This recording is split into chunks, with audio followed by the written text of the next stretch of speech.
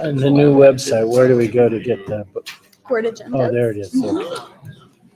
We're gonna go ahead and call this meeting to order. Michael, can you call the roll, please? Ms. Shakarian. Here. Mr. Corrigan. Here. Ms. Rodriguez. Here. Ms. Rashid. Here. Ms. Fryer. Here.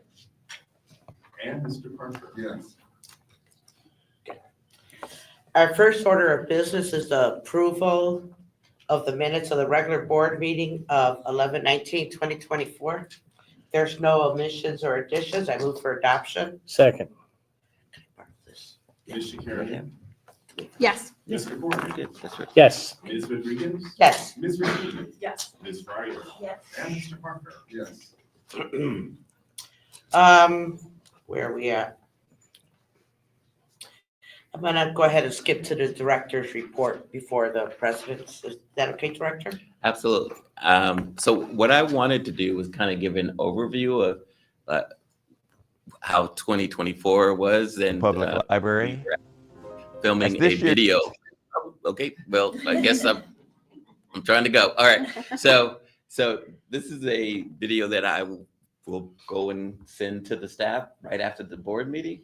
But I think it gives a really good overview of what 2024 was for us. So I felt like, let me just show this for the board and you guys can get a sneak preview before the staff, before it sees it. So roll the tape there, Bob. It's Cleveland Public Library.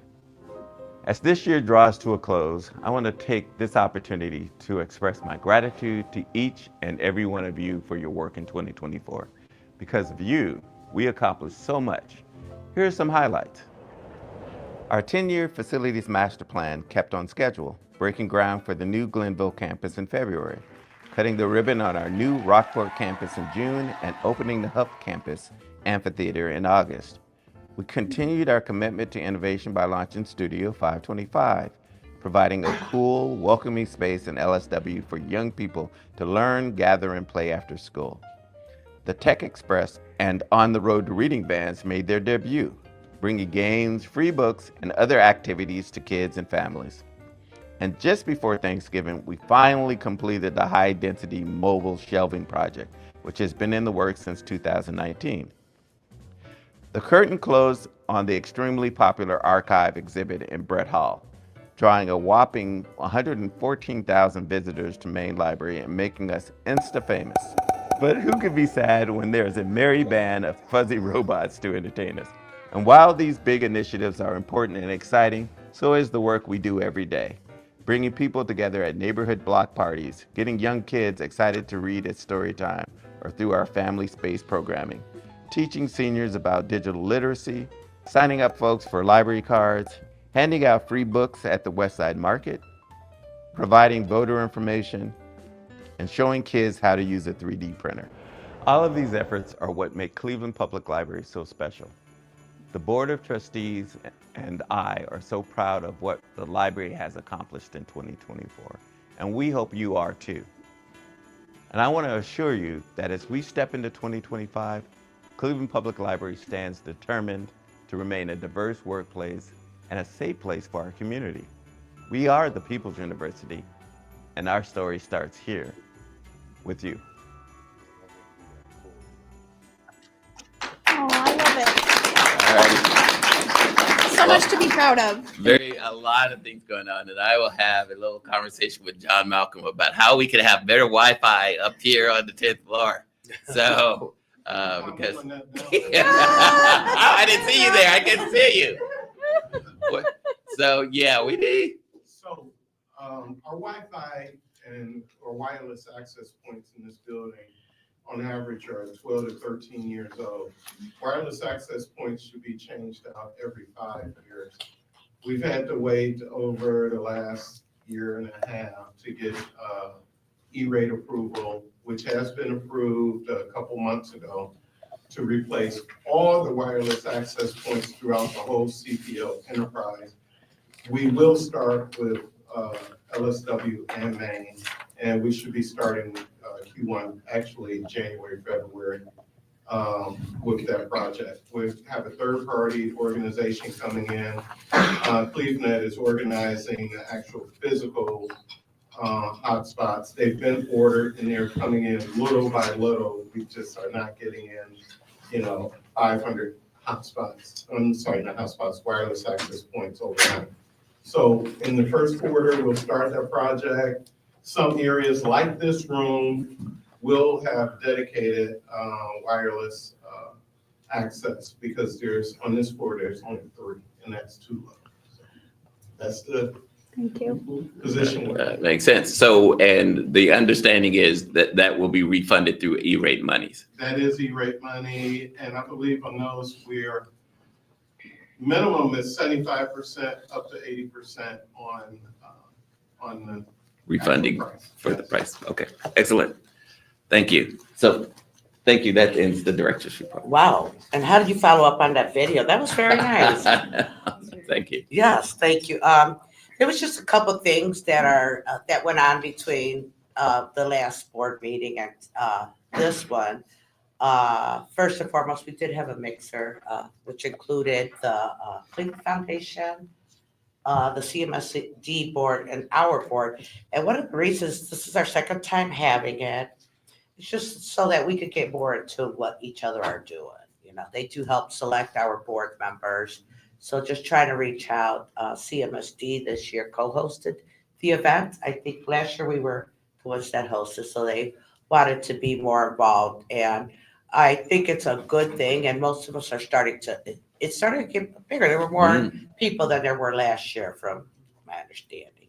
Mhm. And so I thought that was pretty good. We're in the right direction, trying to make sure we are out there meeting and talking to the right folks. Then we also had the legal aid meeting, which was well represented. I did not go myself, but I was elsewhere, but a lot of our board members did attend. From my understanding, it was very good. Amazing. Okay, there you go. But 500, 600 kids got to see Ruby Bridges, which was very special. That was Very special. Yes, that Ruby. Yes, that was wonderful. So I appreciate the leadership of Jacqueline and Erica and Stephanie who helped get all that organized. So thank you. It made it very special for those children. Mhm. I was just, if I could just, I was just talking to Jacqueline earlier today about this, and she said Cleveland Browns could not be more effusive in their praise of the work that was done to make that happen. They were very appreciative to see all those kids having so many questions for Ruby Bridges and all of that. So, And when Ruby Bridges walked in the room, it was like as if it was Beyonce. The kids, we have some pictures of these kids with their hands outstretched. It was beautiful, beautiful. Thank you for the partnership. Yeah. But you know what the beautiful thing is? The young kids learning about who she is, learning about history. A lot of this is not taught in schools, and it's nice that we are partners and we're helping educate our children about things that our forefathers have went through. And yeah, And she's So- a banned book author, and Huh? our kids got to hear a banned book author. I know. And you know, I think that alone will help them want to read more and find out what else can they do to be involved. So with that, I thank you, and I thank everyone for trusting in us to do what we do here and to put CPL first. So I do appreciate everyone on this board as well. I think we are a strong board, and we're trying to get it together. So thank you. Thank you.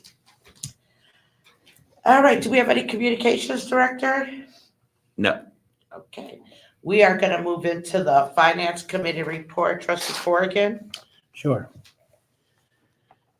And as you all know, I missed Tuesday, but I will assume we went in detail, so I'm going to read the short version of all these. Please. Exhibit 1 is a resolution to accept the gifts for the month of November. Be it resolved that the gifts described in the gift report for November 2024 be accepted upon the conditions connected with said gifts in accordance with 3375.40K of the Ohio Revised Code. So moved. Ms. Shakarian, Yes. Mr. Corrigan, Yes. Ms. Rodriguez, Yes. Ms. Mashy, Yes. Ms. Fryer, Yes. Mr. Parker. Yes. Exhibit 2 is a resolution to accept the Clubhouse Network grant to support tech revitalization at the Rockport Branch Best Buy Teen Tech Center.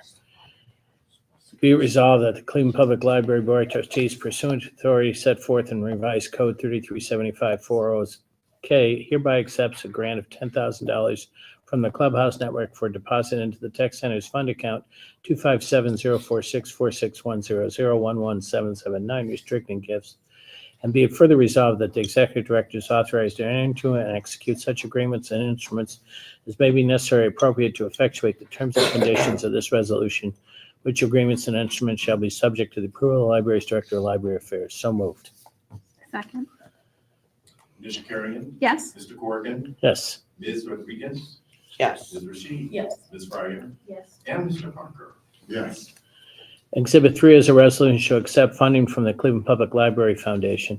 Whereas the Cleveland Public Library Foundation has raised restricted funds totaling $529,358.26 from individuals, corporations, foundation to support the library's programming in early literacy, digital literacy, arts and culture, and outreach services, which gifts are set forth in detail in the chart attached as Exhibit A of this resolution.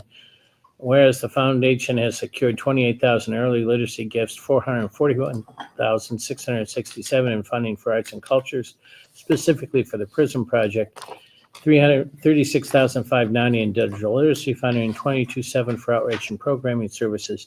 Be it resolved that the trustees, pursuant to the authority set forth in revised code 337540K, hereby accepts the restricted funding in the amount of $28,401.26 to be deposited in the early literacy fund account 258-046-46100-12713, $441,667 to be deposited in the public outreach fund account 233-046-46100, $36,000 to be deposited into the founders fund account 230-046-46100, 20301, and $22,700 to be deposited in the Founders Fund account 203-046-46100, totaling $529,358.26, and expresses its gratitude to the Cleveland Public Library Foundation and all generous donors as outlined above and as set forth in Exhibit A for their support of library programming and services in the year 2025. So moved. Second. Ms. Shakarian? Yes. Mr. Corrigan? Yes. Ms. Rodriguez? Yes. Ms. Rasheed? Yes. Ms. Fryer? Yes. And Mr. Parker? Yes. Exhibit 4 is a resolution authorizing additional expenditures for waste management services. Whereas due to the above factors, the library administration recommends an additional $20,000 to be built into the cost not to exceed under the existing contract with Republic Services Incorporated.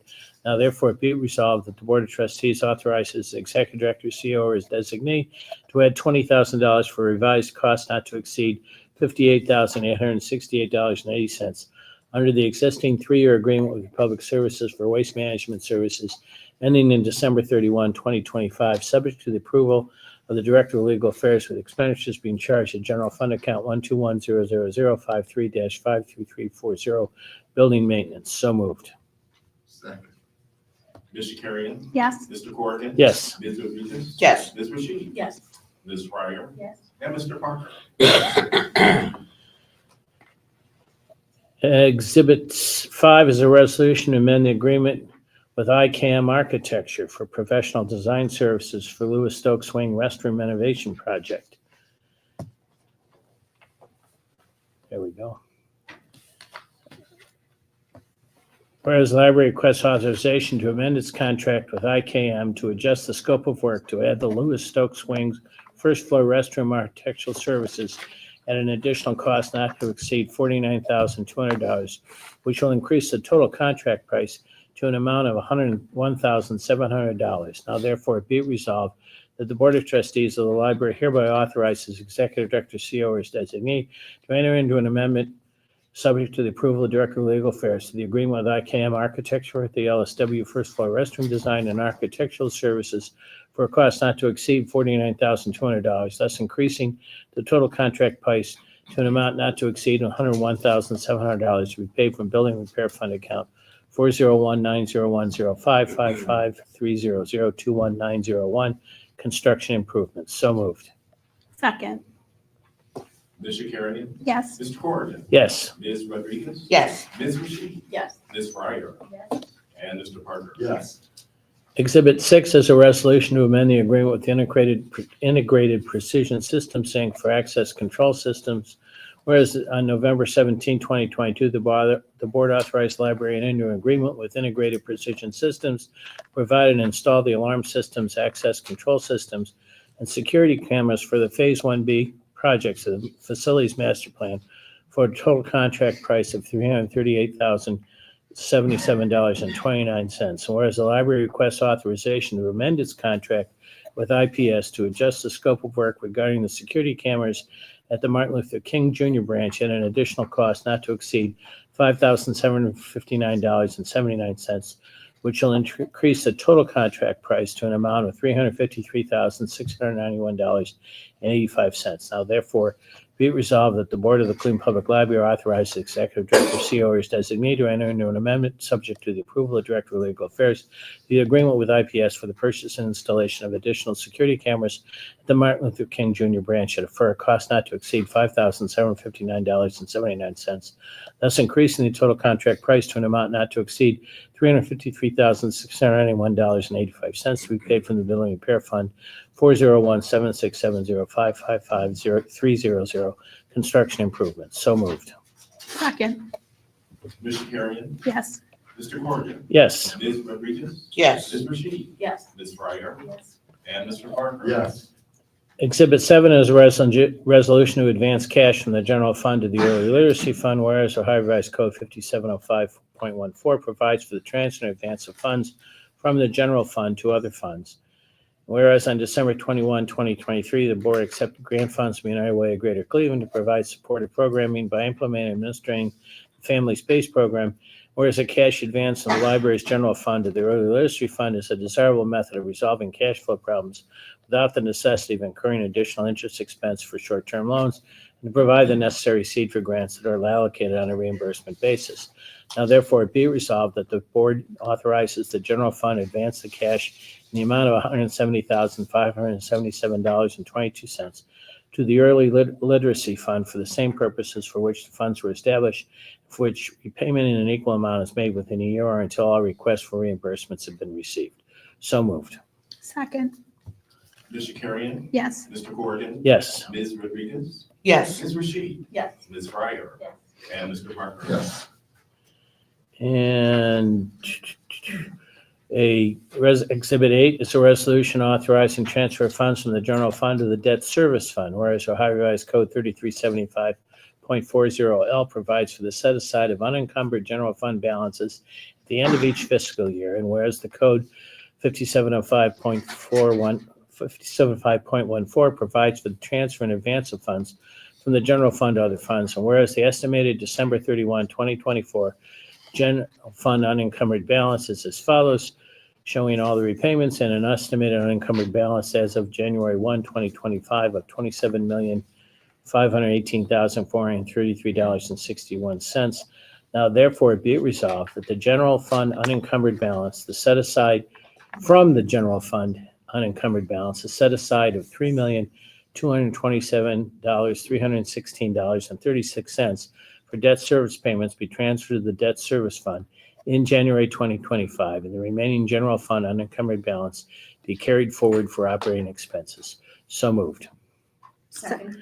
And this is our usual conservative process, as Carrie said, I'm sure, explained at the Finance Committee, whereas we try to have it at least another quarter from unencumbered balances forwarded to the next year to make sure we're in good shape in terms of cash flow, and also to make sure that very properly we take care of our debt service. Ms. Shakarian, Yes. Mr. Corrigan, Yes. Ms. Rodriguez. Yes. Ms. Rashid, Yes. Ms. Fryer, Yes. and Mr. Parker. Yes. Exhibit 9 is the 10th Amendment to the year 2024 appropriation, whereas Ohio Revised Code Section 5705.40 provides for the amendment of an appropriation measure when necessary, whereas the aggregate of all appropriation classifications does not exceed the total amount submitted to Cuyahoga County Budget Commission. Now, therefore, be it resolved that the sums indicated in the attached 10th Amendment to the year 2024 appropriation schedule be approved. And then the exhibit attaches, lays it all out. So moved. Second. Ms. Shakarian, Yes. Mr. Corrigan, Yes. Ms. Rodriguez, Yes. Ms. Rashid, Yes. Ms. Fryer, Yes. and Mr. Parker. Yes. Exhibit 10 is the year 2025 Annual appropriation measure, as soon as it loads. John, we're just getting too much experience with this today. Mr. Malcolm. It's particularly the long ones I noticed that are slower. There we go. Whereas Ohio Revised Code Section 5705.38 through 5705.39 provide for the passage of an appropriation measure not to exceed certified estimated resources. Whereas the appropriation totals on the attached schedules do not exceed the amended official certificate of estimated resources requested from the Cuyahoga County Budget Commission dated December 11, 2024. Now therefore be it resolved that the year 2025 appropriation measure in the amount of $69,266,531.55 for the general fund and listed amounts for other funds be approved as detailed in the attached schedules. So moved. Ms. Shakarian, Yes. Mr. Corrigan, Yes. Ms. Rodriguez, Yes. Ms. Machine, Yes. Ms. Fryer, Yes. and Mr. Parker. Yes. The balance of the Finance Committee report is the Fiscal Officer's Report A for the month of November, Report on Investments, Report B, Report on Conference and Travel Expenditures, Report C, Report on all vendor expenditures in certain categories from Report D, Report on expenditures made from the owner's contingency funds for Huff, West Park, Woodland, Central Distribution Facility, Lorraine, Eastman, MLK Jr., Brooklyn, Brockport, and Glenville branches, Report E, Report on expenditures made from the owner's contingency fund for the high-density shelving project, Report F, Report on expenditures made from owner's contingency fund for the new main library staff break room project, Report G, and report on expenditures from the owner's contingency fund for the Tech Central renovation project, Report H. Those reports are all in order and attached and made part of the record, and that concludes the Finance Committee. Thank you, Trustee Corrigan. I have a quick question. Michael, what is the expected completion date for the shelving? The mobile shelving? Yeah, the high-density shelving It was unit. finished the day before Thanksgiving, Okay. November 27th, except for, we added a few things, art racks. We have for paintings. We have a very special giant cabinet. Number 3 is a safety barriers where I perceive the trip hazard. And then we have one element called fire park mode, which needs to be installed in So a lot of this is the closing of, It's done. It's all done. It's Perfect. operational. We've accepted. The warranty starts January 1st. okay. The warranty is wall to wall for 5 years. So it will be through December 31st, 2029. And then we have more additional warranty for 10 years, and then certain things are warranted for life. Thank you. Like the actual shelves. So, but we are done. You won't hear any more noise. No, I was just wondering if we were just cleaning up stuff. No, Michael will always take you on the tour. I know that. But- The big thing next year is we're gonna move 1 million books from Lakeshore to the 9th floor. It's a unbelievable movement of things that no one really ever saw, Oh, yeah. right? It's just like behind the scenes type of thing, but to do this type of move, as Michael has said many times, it's probably one of the biggest moves of items in the country. And so to be able to do that, and as we say, now we're going to move 1 million books up into those stacks. Wow. It's one of the most complex shelving installations because of the shape of the building, the fact that we're downtown, we don't have a loading dock. We did not move anything off the floors while the work was happening. We kept all the books on the floor. I mean, the logistics of this were incredibly complex. And I give Space Saver and Patterson Pope great credit for organizing all of the work. Thank you. You're welcome. And only so I can explain that I'm not related to the Corrigan and the Corrigan moving, Yeah. which I always try to do. But are they involved in moving the books as well? They did all the moving for this project. Now, for next year, we're going to be putting out a request for proposals in January for moving services.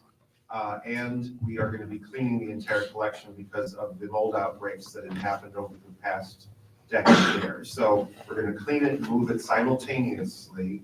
And there are only about 8 movers in the country capable of doing a move of this size and complexity. And there are only about 4 cleaning companies. So we're going to invite all of them to submit a proposal to us for that work. Where is the mold, Michael? The Lakeshore facility Oh. offsite storage, we had an incident a few years ago where the HVAC broke and the humidity and the temperature rose. It can all be fixed, but we've kept it all, the temperature at 60 degrees Yeah, and the thank you. humidity in line since that happened. Yeah, So we've just frozen everything in a state of almost suspended animation, and then we're gonna clean it, move it, and it's gonna be on our 9th floor. And that entire collection is gonna fit on our 9th floor, which I Yeah, still find amazing. we're amazed at your genius. Thank you very much. We are now gonna move into the Human Resource Committee report. Trustee Shakarian, please. We're actually going to begin with a presentation. This Yes. board designated from the Stevens Fund extra support for our employee engagement activities so we could invest more in our people, culture, the diversity of our staff. And so I asked for the board's benefit today for us to have a report on CPL Rise, our employee engagement committee. So Lynn? Good afternoon, everybody. Happy holidays. So I'm going to give you a little bit of history and then also kind of where we are right now. So CPL Rise is an acronym that the committee came up with. So it's for Recognize, Involve, Serve, and Engage Staff. So CPL conducted its first employee engagement survey back in 2021 with the assistance of Employers Resource Council. That may sound familiar to you. It's Northeast Ohio's Employer Association, and we do a lot of work with them, so you've approved board actions. The reason we partner with CPL or with ERC is because they can collect the feedback on a totally anonymous basis. We have no idea who responds and what their responses are. It allows us to compare our results with other Northeast Ohio employers, and it also allows us, by using the same survey in the same company, to trend our results year over year. So when we first conducted the survey in 2021, CPL Rise, or the Employee Engagement Committee, was created to kind of review in detail the 2001 or the 2021 survey results and recommend initiatives to address the weakest areas. So I want to emphasize this bullet because from the outset, we felt pretty strongly that this had to be a committee by the staff for the staff. So it is set up that the leadership can approve initiatives and recommendations, but we've been at times pushed back a little bit and said, leadership doesn't suggest the initiatives. Let the staff suggest the initiatives that kind of hopefully move the needle in our weakest areas. We repeated the survey again in 22 and then this year. And as Trustee Shakarian just mentioned, a lot of the initiatives that we've undertaken are funded by the Stevens Fund, which is designated for employee engagement. Bob? So this is a slide of the members of the Employee Engagement Committee, or CPL Rise. It's a large group. It is about 2/3 line staff and 1/3 management. But you can see all the different functions are represented from across the library. How are they selected? It's kind of evolved over the years. We've rebalanced it recently because we had some members that became managers, and we want to keep some kind of ratio of non-management to management. So we've had people volunteer, and we've also reached out to staff that have kind of expressed interest or been engaged in the past on these type of initiatives. Bob? Thank you. So the employee engagement survey itself, so again, 2021, 2022, and 2024, it collects data on a number of factors. The survey calls them subscales that contribute to employee satisfaction. The survey also includes 2 open-ended questions where staff have the opportunity to include comments. We get a lot. And then the results are analyzed by the demographics, including age, tenure, bargaining unit affiliation, department or location, gender, race, and ethnicity. So we don't look at it all in the aggregate. We can see if the data looks any different by bargaining unit or by department. So these are the subscales: employee engagement, autonomy, coworker cohesion, job design and challenge, development and growth. We're going to spend a lot of time talking about development and growth. Organizational support, rewards and recognition. That's another area I'll go into detail on. Performance and alignment, leadership, supervision, training, inclusion, and value and innovation. Next slide. Next slide. Thank you. Go back one. Go back a couple. There we go. So this is a chart that will, if you move from left to right, you can see the results in 2021. The center column is 22. Off to the left is 2024. So if the score was 75% or higher, it was rated exceptional. If our score was 64 to 74%, you see good. Between 50 and 59, possible need for improvement, and 49% or lower needs improvement. So you can see our overall score has been good throughout, but we have actually increased from 69% to 72% since 2021. Psychological safety, I'm just going to mention a couple things that are in the possible need for improvement. Psychological safety means kind of what is the culture in terms of risk-taking and making mistakes. We've not addressed that one yet. Development and growth is one of the areas that back in 2021, CPL Rise said, we want to focus on this one. And you'll see that in 21 was a needs improvement. That subscale is defined by kind of career advancement opportunities.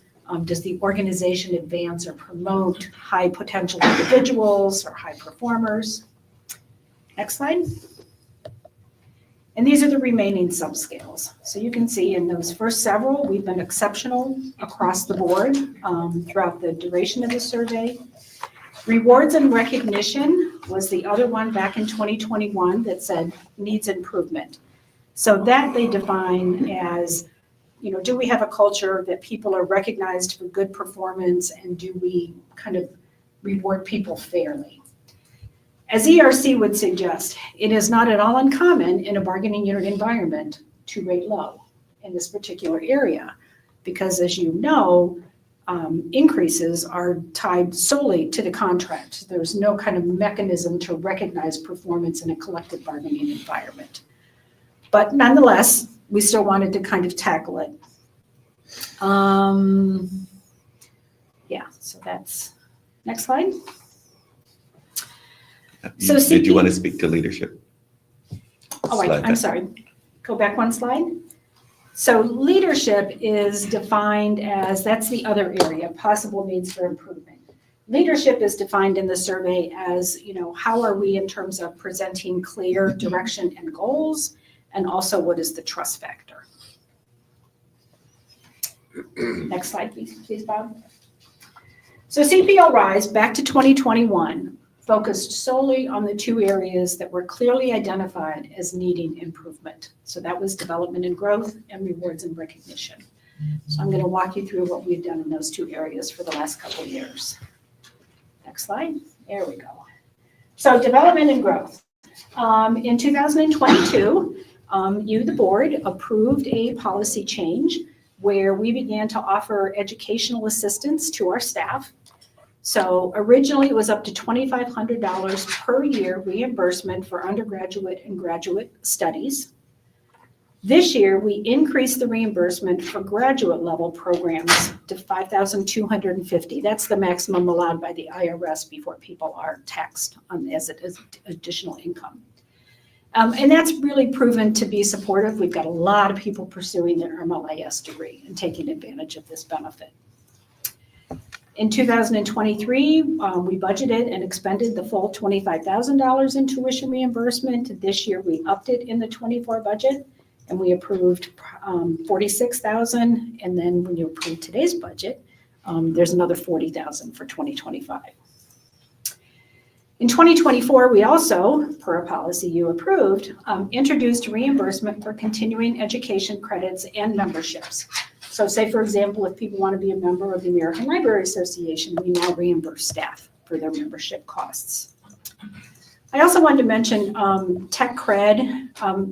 Tech Cred did not come out of CPL Rise, but I have to believe it probably helped move the needle in development and growth. Tech Cred is a state-sponsored training reimbursement program primarily for technical skills. So we've applied for grants through Tech Cred primarily for property management and IT staff. They can go through and get certifications, and when we show proof that they've completed the certification, the state reimburses us for the cost. So we've had a lot of staff in IT and property management use that. Couple of follow-up questions. Go on. Going back to this slide, have you disaggregated the data to see, I know you said a lot of people have taken advantage of this opportunity, but I'm curious, are there barriers for certain populations or folks at certain levels, or have you looked at the data to see who's able to actually take advantage of this opportunity? I'm not sure I haven't certainly dove deep. I will tell you the vast majority are SEIU members. There's only a couple that are members of management that are perhaps pursuing advanced degrees or degrees. Beyond that, I've not really looked at age, tenure, any of that. You have to work here 1 year before you're eligible for tuition reimbursement. Got it. It might be helpful to look at it if that's one of the primary benefits, but certain folks can't take advantage of it or have not. It just might be helpful to look at it, especially since this is an area of growth. And then the 46,000, does that include the reimbursement for continuing education credits and certs, or is that a separate amount on top Separate of the amount. 46? Separate amount. I'm pretty sure. Right? Yes. Separate amount. Yep, separate amount. I wanted to highlight this especially, and I asked Lynn only less than a week ago to help put this presentation together because I just think it's really cool, the responsiveness to this new employee survey, how we can take the data and then immediately take action, and then it's grown. And I thought this was very impressive, and also for long-term retention. If people are getting their MLS degree, for instance, right? This helps our team so much. So I really commend staff for instituting this program and then growing it. So thank you. Sorry, Director. Well, I know I was going to just say to Trustee Fryer's response. I think there is more work for us to do. We know that there are staff members who cannot pay first and get reimbursed because they don't have enough money to pay first. And I think there's an examination of who are those individuals, and is there a racial component? Are there other things that may lead to not being able to pay first and be able to be reimbursed? And if there's anything that we could do. I would note, not all, but some of the larger colleges and universities, and I'm not sure about the online ones, but the larger, like I think Cleveland State, and I'm pretty sure Kent State, if you show proof that you're eligible for reimbursement, they delay the billing. Oh, really? Yeah, they'll delay the billing if you kind of sign an agreement and stuff. Now, the participant or the student still needs to sign because let's say they fail. They're not going to get reimbursed by us. They're still on the hook for it. So there's a little bit of leeway with larger institutions, but not all. I also query for the HR team and the director to think about, is there further partnership with like a Tri-C or a Cleveland State? There's been a movement for folks to get that credential, whether it be somebody who didn't achieve yet their 2-year degree or their 4-year degree, doing some intensive work with employers to make sure people get to that next credential. And if that's married with some of this, I think we could do a lot of good, for our team members. So. Next slide, Bob. Also unrelated, which is kind of why it's grayed out. In 2024, we expanded our training and development department from 1 staff person to 3 staff persons. So even on the everyday level, there's more resources being dedicated to training and developing staff. And then coming in 2025, we are just at the beginning stages of launching a coaching and mentoring program, which is another idea that CPL Rise has. We're actually partnering with a company to help us kind of design this. It's a little bit more complicated than what it sounds. But we're going to pilot that, probably start the pilot by April of 2025. Next slide. So here's the results. So under the development and growth scale, in 2021, we rated 44%. So that was that needs improvement. And by 2024, we've increased it 10 percentage points. And so now we're still in the possible needs improvement, but we're really happy that we saw a 10-point increase based on some of these initiatives, we believe. So rewards and recognition was the second area back in 2021, which was identified as needs improvement. So here are some of the initiatives that have come out of CPL Rise. The first is something we call mission moments. So that's an opportunity for employees to submit descriptions and be recognized for the great work that happens every day here at CPL. Employees vote on their favorite mission moment submission. So we put them all out on the intranet, and then we put a survey out and let people vote on the best ones. Mission moments are shared 2 to 3 times a year at our all-staff town hall meetings, where the top 2 or 3 winners are announced. And winners, be it individuals or groups, because sometimes the winners are a group of people that work on a project, get to select a gift. We've got a number of swag items purchased with Stevens Fund money. So people get to choose which piece of swag they'd like. Employee Appreciation Day was also designed under the kind of the umbrella of rewards and recognition. So we held our first Employee Appreciation Day in September of 23 and again in August of 2024. And that is planned by the CPL Rise members. Service Milestone Awards.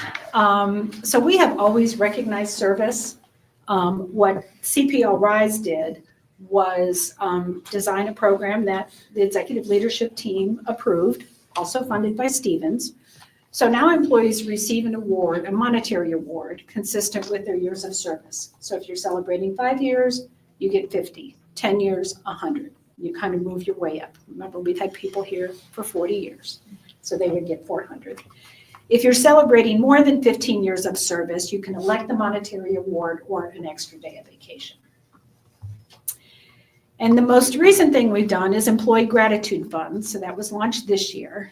So managers can request money for food and other items, for example, a Keurig and supplies for their department and branch. There's a lot of financial rules and regulations about this, so we're still learning, but we've designed it to kind of comply with the rules of public sector spending. Again, unrelated to CPL Rise, but maybe moving the needle, is in 2023 for non-bargaining unit staff only, we moved from across-the-board increases to pay for performance. So merit increases are now based on performance as well as placement in a pay grade. So people, at least on the non-bargaining side, do feel that they've got some more skin in the game in terms of driving their merit increases based on their performance. And again, the results in 2021, we were at 47%, and in 2024, we've increased that 60%. So we are moving the needle on that as well. So a couple pictures. On the left is Reggie. He's in our lending department, and lending department used the employee gratitude funds. They wanted a Keurig machine and Keurig supplies for their department. And then that's Johnny and Melinda in the HR department. There was ERC randomly drew 10 names for people that did complete the employee engagement survey. So we used a Cleveland vendor, and that popcorn is pink. And so we had little tags that said, "We're tickled pink, he completed the survey." So they were getting ready to distribute the popcorn for the random winners. And next steps. So we just got the results within the last month or so for the 2024 survey. So CPL Rise is going to convene in January. We'll begin to kind of pour through all of that data and both review status of current initiatives and begin to create an action plan and a set of recommendations for the next couple of years. They may still decide to concentrate on rewards and recognition and development and growth. It is still one of our lowest areas. While it's improving, it's still one of the lowest areas, or they may come back with some other ideas to address other areas. Sorry, you might have mentioned this, but what percent of staff complete the survey? It's actually dropped. Okay. The first year we did it, we were 58? 58%. We are down to about 46, I think, was this year's participation rate. Now again, ERC, 45% this year. So ERC explained that post-COVID, a lot of companies that do this type of thing experienced reduced participation in employee engagement surveys. They're just starting to see an uptick again, but our participation rate is lower than what we would like it and most other companies. Do we know how they distribute the surveys or inform staff? Just electronically. There's no mechanism to kind of do paper. I can tell you, for example, SPS, so our safety and security guards, which is an example of a type of staff or a category of staff that doesn't have easy everyday access to their computer or to a computer just by the nature of their job, their participation rate is lower. So we actually didn't have enough SPS guards to carve out 860 as a separate demographic because you have to have a certain level of participation, otherwise it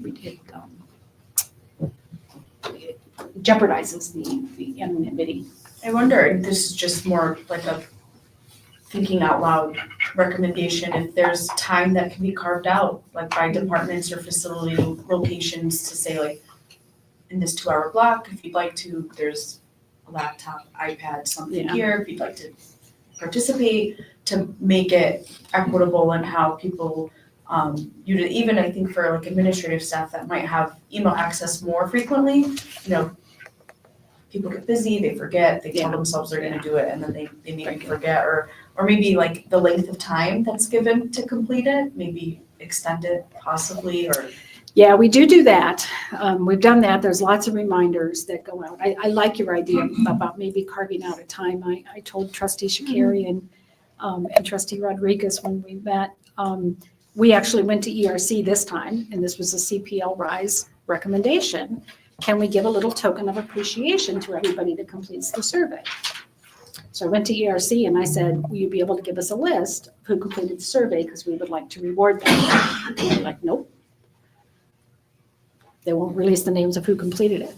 So we had to, so I was like, okay, great idea, can't do it. So they agreed to pull 10 names randomly and they got the popcorn. So we tried to come up with ideas to increase participation. And I wonder too if on the survey, if in the following survey, when this is completed, if there could be a question added that may ask if you didn't previously complete this in the prior years, what was if you'd like to give an explanation. I know obviously they didn't have access, but there may be people who have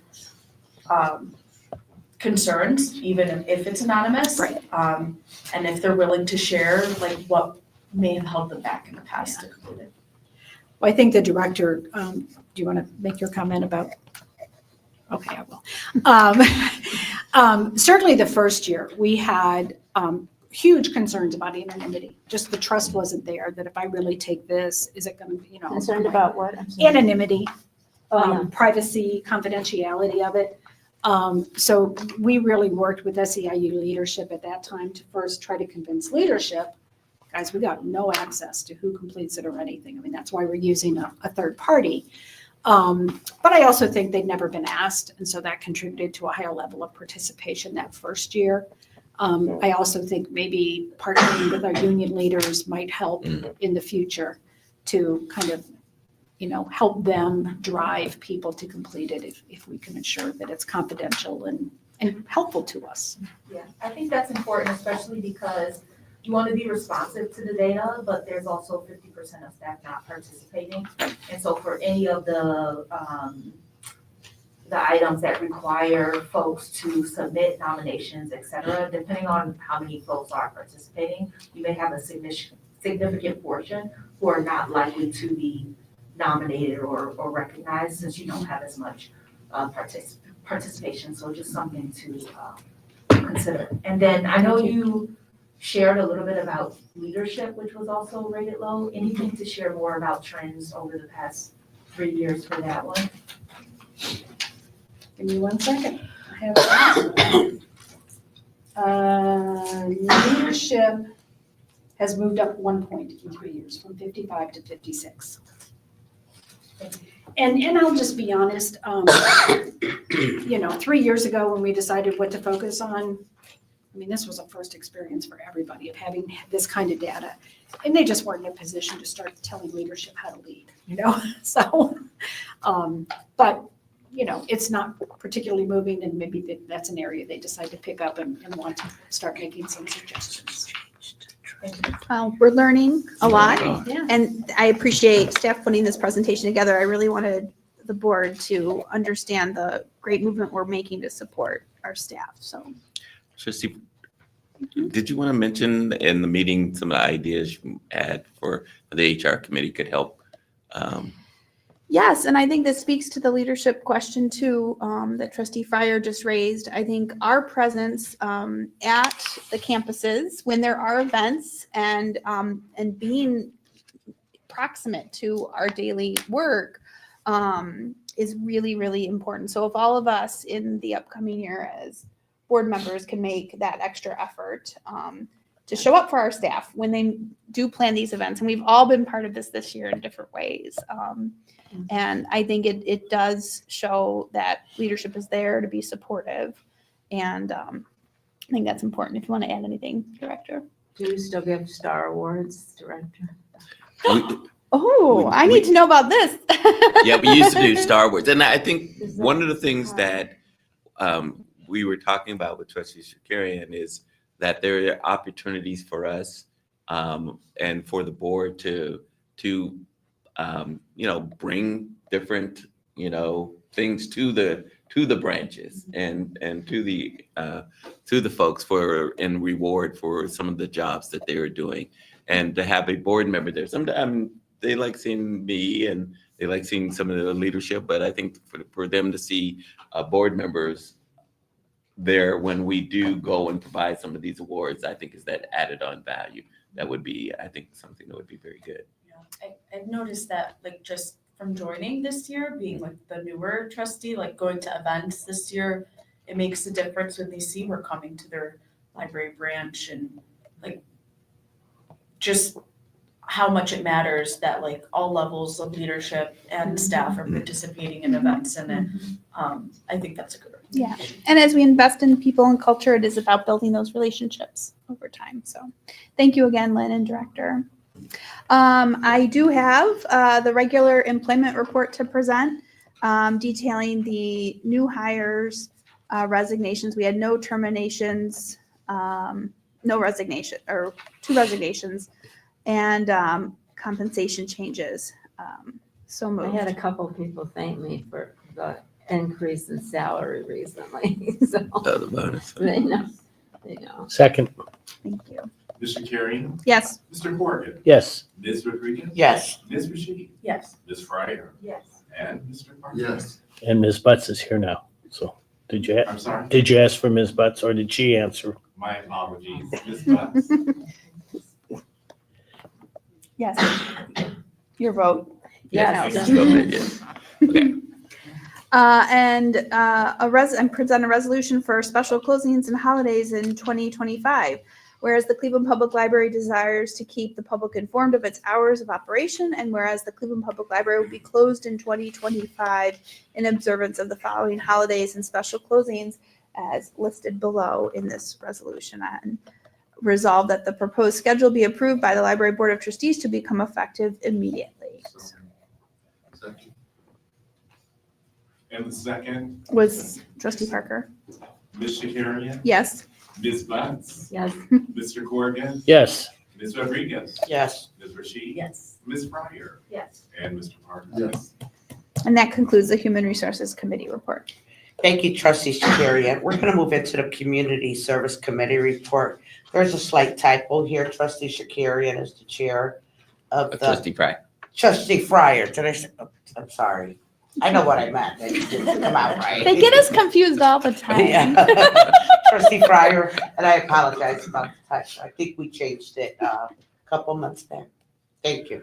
The first item is the monthly activity report, which has lots of helpful stats and data there. And then we'll move into the staff updates, first with the building stats update. Couple of things to highlight this month. Some of these are in the property management report submitted. We did have 2 HVAC heating casualties over the last month that required temporary closures of branches, specifically Garden Valley and Rice. So taking those in order, Garden Valley, you may recall, is our only lease facility in the portfolio. It was an operational rooftop HVAC unit, so it did take us a day to work through the coordination with a lesser and with the property management company. In the event, the library brought in a contractor, and the units were repaired and they're now functioning.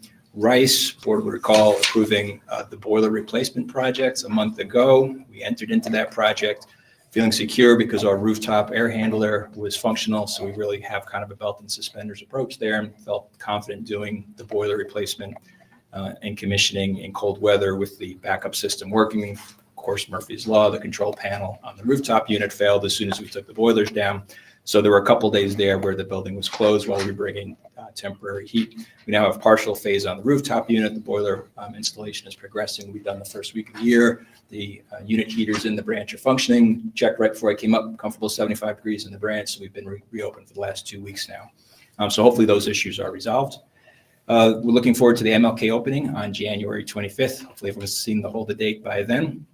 Can you tell us when we come to that event, you would park off of Euclid, the driveway to the parking? We're working on parking plans. So there is a surface lot. We're hoping to be into the developer's parking structure, and then there's an offsite parking with shuttles. But I hope we're planning to provide VIP parking to our board members. So more information to follow on that. So, but the entrance to the parking is on the west side of the building. You drive in there.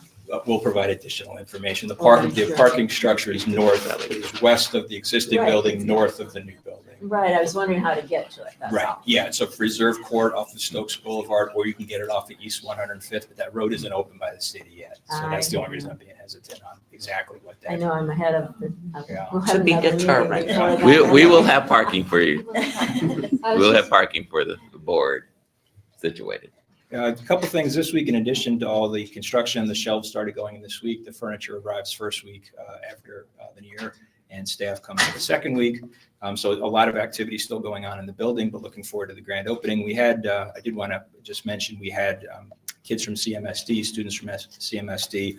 The ACE program, ACE is an acronym, Architecture, Construction, Engineering. ACE Cleveland just celebrated its 15th anniversary, and CPL is a partner. So we had, over the course of 3 consecutive days, some scholars from CMSD schools were participating in ACE and saw this as kind of an active construction site. And branch manager Kimberly and the project manager Kat Sonhalter, who works on the FMP team, were there to answer questions. And it was a real good event for the young scholars. Great.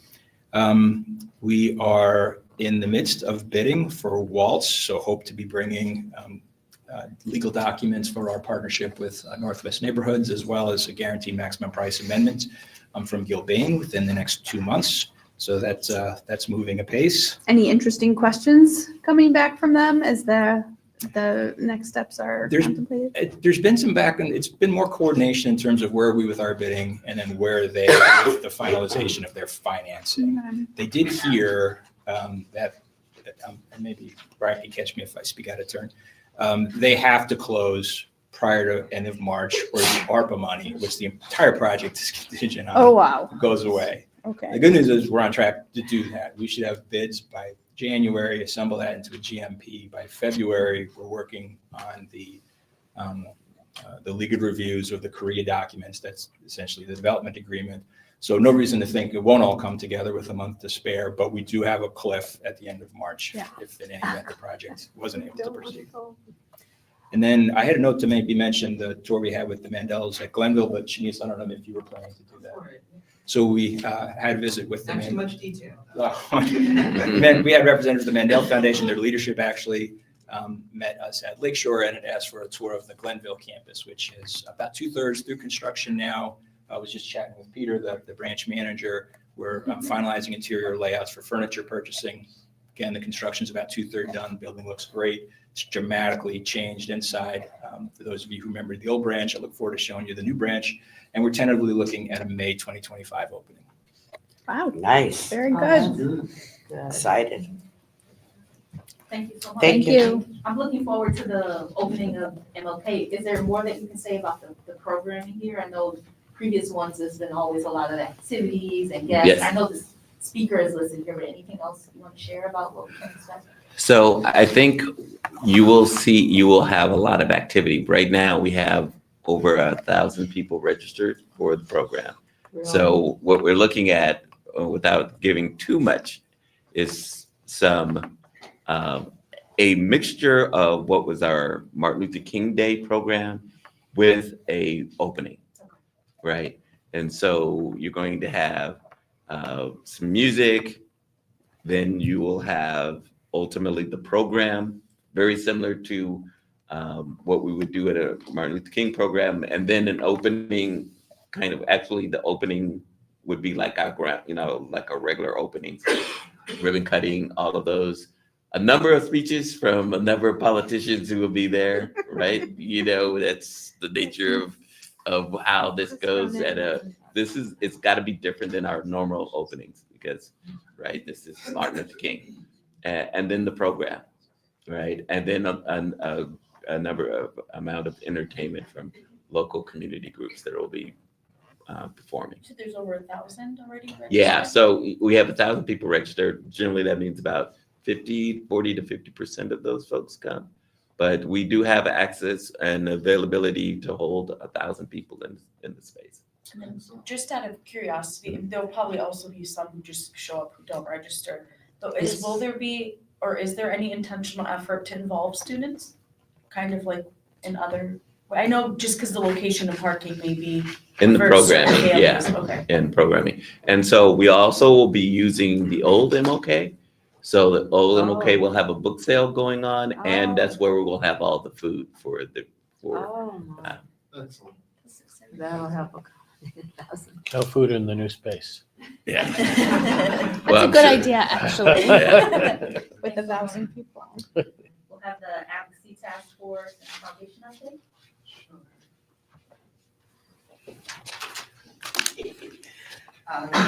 Good afternoon. I want to first and foremost thank you for your leadership, support, and participation in the holiday mixer that President Rodriguez talked about. The foundation really values that, and so we look forward to continuing that.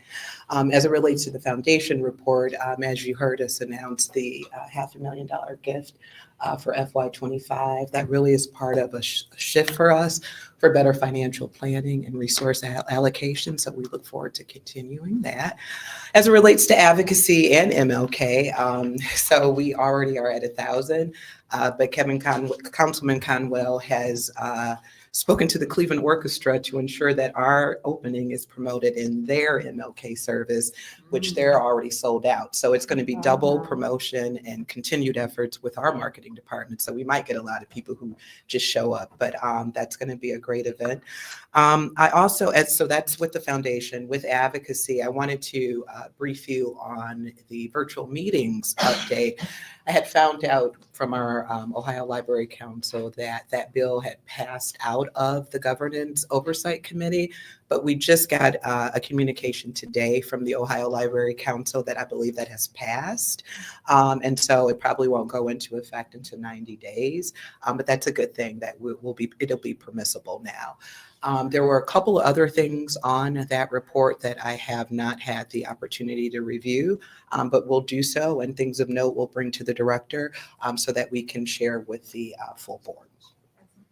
Thank you. Thank you, Shanice. And last we'll have Did you- the that's- DPI update. Oh, I'm sorry. I was just gonna- Last we'll have the DPI update. Good afternoon, everyone.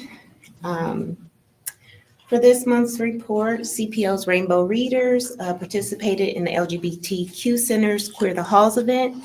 This event was filled with various community vendors, and among those vendors were our Rainbow Readers and our Outreach and Programming Department, getting our message out and giving away free books and other CPL swag.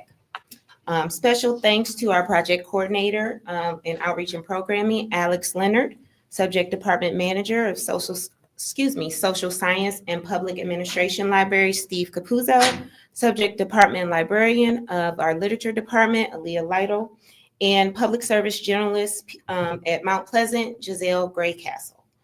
Our cultural diversity ERG partnered with our ops team and in support of the Palestinian American Heritage Society, participated in this year's Winter Souk Market event on Friday, December 13th. And special thanks to the International Languages our International Languages Public Service Associate and ERG member, Lisa Held, our Community Outreach Public Services Journalist, Lamar Edmondson, and our Community Outreach Manager, Isabel Rue, for maintaining our table and giveaways while we engage with the community. Also, this month, Latinos Juntos, ERG hosted a holiday toy drive in support of Julio de Borges Art Center. CPL's contributions went towards Julio de Borges Youth Holiday Celebration, which was held on Saturday, December 14th. DEI would like to thank all who participated and who donated. A special thanks to HR Coordinator Jadi Rodriguez, who is also a member of Latinos Juntos. And last but not least, next Friday, we would like to invite you all to our Woodland campus from 4 to 5:30 in celebration of our Kwanzaa, in celebration of Kwanzaa.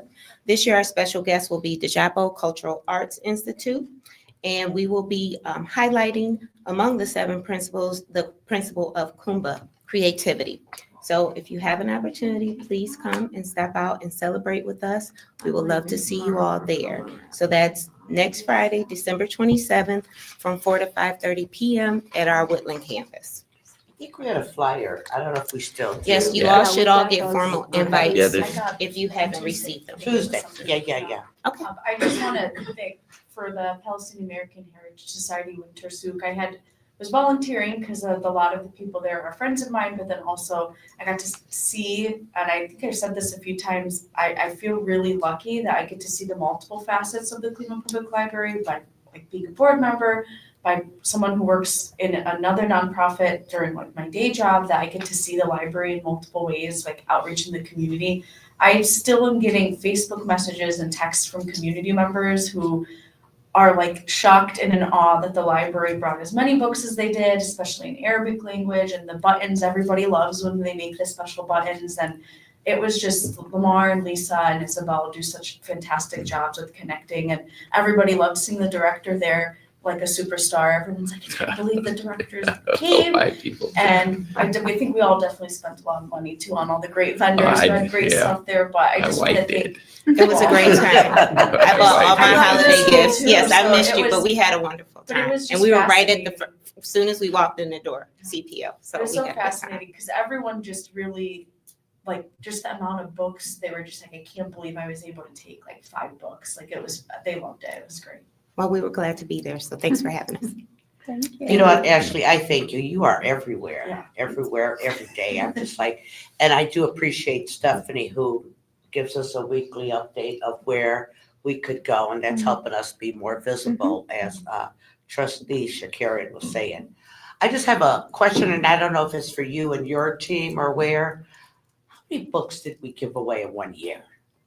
Oh, goodness. I'm just saying, it's not a question. Eric's you have gonna to answer. calculate I will get that. you that I'm answer. just saying, because between the West Side Market, Dia de los Muertos, and this, every event, we are out there and making sure every kid leaves with a book in their hand. I don't have an answer. Yeah, for you we now, need but I will that. So get you that in- I answer. just think that's something we need. In 2023, because of Cleveland Reads, we know the number, it was 500,000 books. We don't know what that has been for 2024, but we have tracked it. So I think we'll be able to find that number. Yes. And Erica is texting right now, right, to find that You number. can be mad at me later, Erica. I just No, think it's no. so beautiful that we are ensuring that all the kids have a book in their hand. Wherever we are, they know that they're gonna leave with something.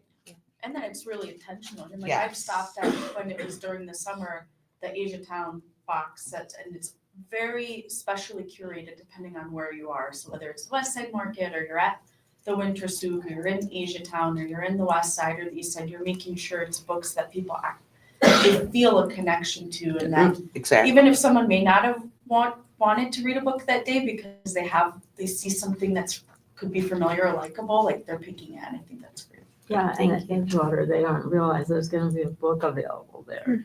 I love it. Yeah. Thank you. Thank you so much again. Do we know? Well, so this is just for Marina, just for November 17th so far, 117,300 books. For November? Yeah, that's Just one no, month? no, That's so far, just at West Side Market, so we'll give you a complete number. Wow. It was just a question. I mean, we're Yeah. doing a I'm lot. curious too. Yes. And that concludes the community services committee report. Thank you, trustee Fryer. There is no old business. The new businesses, this is so cool. There's a resolution in support of the Northeast Ohio Broadcast Archives. Tom, I think they posted it online for you to see. It's 6 minutes. We showed it at the foundation, Oh, you did? So Yeah. you saw it. so I We saw So- it. It's a wonderful video. I want to thank Russ Mitchell and Mr. Powers for their contribution because they help make the Oh, it's videos awesome. credibility. So They played it for us Tuesday when you weren't. yes, Yes. yeah, and I saw it. So be it resolved that the Library Board of Trustees expresses its complete support of the Library Administration's goal of accepting the Northeast Ohio Broadcast Archives into its collection and authorizes the Executive Director and CEO and Chief of Special Projects and Collections to explore the steps needed to move this consequential initiative forward, including the formulation of a fundraising plan to undertake and sustain this initiative perpetually. So moved. Second. Ms. Bunce? Yes. Ms. Shakarian? Yes. Mr. Corrigan? Yes. Ms. Rodriguez? Yes. Ms. Rashid? Yes. Ms. Fryer? Mr. Parker? Yes. And again, anyone who has not seen that, they need to see it. It's wow. It's incredible. The next order of business is the appointment of the nominating committee for 2025. I move to select the nominating committee and designate trustee Parker as chair with trustee Shakarian and trustee Rashid to serve as members of the committee. Second, Ms. Bunce? Yes. Ms. Shakarian? Yes. Mr. Corrigan? yes. Ms. Rodriguez? Yes. Ms. Rashid? Yes. Ms. Fryer? Yes. And Mr. Parker? Yes. And thank you. And that concludes the new business. Our next order of business is the public comment. We have two that were submitted online. One was about the West Park Library's parking lot needs help. It was very short and sweet. John Lang took and answered and informed Ms. Grady, thank you for your comments to the Cleveland Public Library Board of Trustees and for expressing your concerns. I completely agree that the West Park campus parking lot needs a lot of help. In fact, we have completed engineering plans and have budgeted for the cost of overlaying the West Park parking area in 2025. The work will be completed in the spring to early summer. I appreciate your patience until we're able to refresh the parking lot in 2025. Please let me know if you have any other questions or concerns. I'm sure a lot of other people have questions about that parking lot. We've done so much with the building, so now it's time to move on to the parking lot. And John, thank you for answering that. We have another message to who, and I'm going to read its in entirety. To whom it may concern, we are writing to you as concerned employees of the Cleveland Public Library. We are dismayed at the lack of transparency and communication on an institutional level. Recently, digital initiative strategist Chatham Ewing has been placed on leave, and his coworkers have been left without guidance about how our workflows can be completed without him. Not only is Chatham a crucial part of operating the digital public library, he also facilitated external relationships and projects with multiple community partners. His coworkers have been left holding the bag, unable to give our community partners reasonable information about when projects can be implemented and completed. With Chatham's surreptitious dismissal, the third floor of the main library building including CDPL, Fine Arts, and Special Collection, now operates without any managerial or oversight. Fine Arts and Special Collection has not had a manager for over a year. We find this unacceptable. The lack of proper staffing increases individual workload and hinders our ability to make collections more accessible to our patrons and staff. The lack of staff and management, it is evident that the library has philosophically disinvested from managing and maintaining collection items since 2020. CDPL has lost a metadata librarian manager and ostensibly the digital initiatives strategist. In addition to these losses, CPL has not had a preservation librarian since 2023. Without a proper complement of preservation staff, our other library staff are not able to maintain a label of stability and care that facilitates use. As a people's university, we should strive to bring academic level collections to the public. However, the evident lack of staff and resource makes this goal impossible. As employees whose work is affected by administrative decision, we demand transparency and action that addresses these glaring vacancies. We will no longer make more with less when less is the standard operating procedure. This was signed by 10 of the various staff over there. I have reviewed this prior to today, and the director will be acknowledging this and be looking into how to address some of these issues that are available. Some of them have already been addressed, but we will be looking into it further. Director? Yeah, I think certainly any concern staff has is of importance to leadership. And one of the things that that I've asked is that John Skirdick, Harriet Parks, and Michael Dalby meet with any group, meet with the departments that have been mentioned so that they can have a conversation with anyone who would like to raise any concerns or questions they have. I think we could question some of the details within the letter, but we certainly see the concern, the larger concern, as something that's very, very important for us as an organization. We are the People's University. There is not a disinvestment in our collections. We have still some of the best collections in the world, and we are adding on to those collections, not moving away from that. The People's University is going to be known for its digital work. And I think what we want our staff to understand is we are seeking to figure out how we restructure to make that happen. And so we will have that conversation with them, and hopefully we'll be able to address their concerns. Thank you. Thank you, Director. Thank you. We're now, I move to adjourn to executive session to confer with counsel regarding pending litigation. So moved. Second. Thank you. Ms. Buck? Yes. Ms. Shakirian? Yes. Have the record. Yes. Ms. Rodriguez? Yes. Ms. Rashid? Yes. Ms. Fryer? Yes. And Mr. Parker? Yes.